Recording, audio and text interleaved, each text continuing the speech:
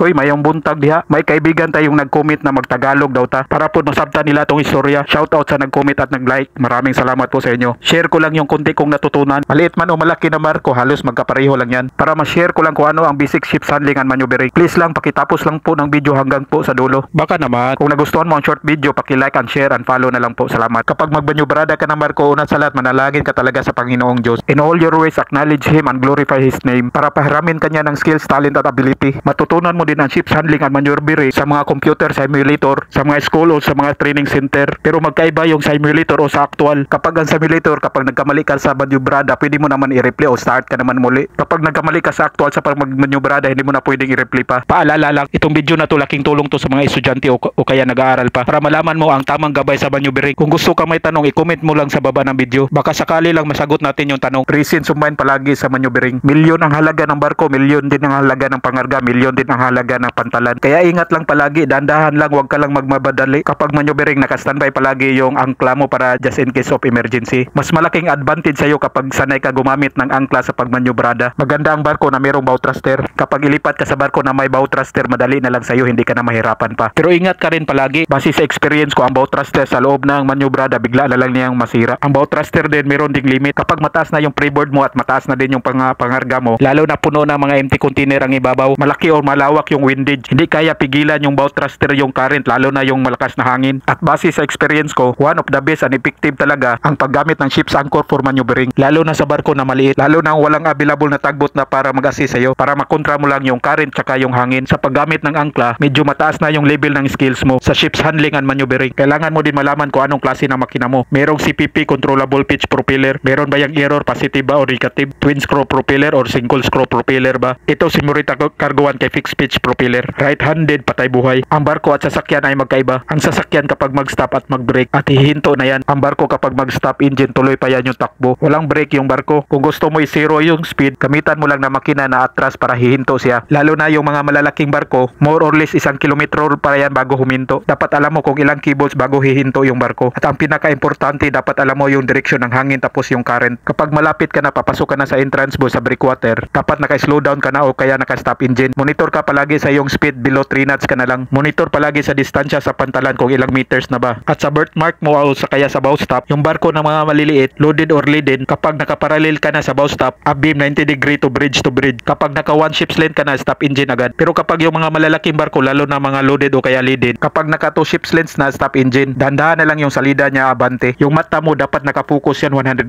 degrees from proa to pupa. At saka 90 degrees naman from bridge to berth mark mo. Dapat advance yung isipan mo at advance ga din paggamit ng makina. Si Cargo 1 maliit lang to, purya-buyag lang. Kaya kailangan lang to niya ng 1 ship's length. Hard port ka agad para makapaibot yung proa mo. Tapos dead slow ahead agad. Stop engine. Papaibot yung proa mo, suswing yan papuntang pabor o kaya sa left side. Dapat naka 45 degrees yung approach mo sa bow stop. Kapag malapit ka na sa position mo, naka-ready na yung makina mo para mag-key ka na lang ng astern para lang mapatay yung speed ng barko. Pag mga 20 meters na lang, tapon mo na yung heaving line. Kapag mayroon ng headline, spring line and stern line, isabay mo lang sila bira. Iparallel mo lang hanggang makadikit ang barko. Kung nasundan mo lang yung video na to, kahit saang pantalan ka magmaneubrada, kaya mo na yan magpadaking ng barko kahit na wala kang pilot at tugboat. Basta relax ka lang at kalma ka lang. Kung nagustuhan mo yung short video, please paki-like and follow para updated ka sa sunod na video. Thank you for watching. God bless.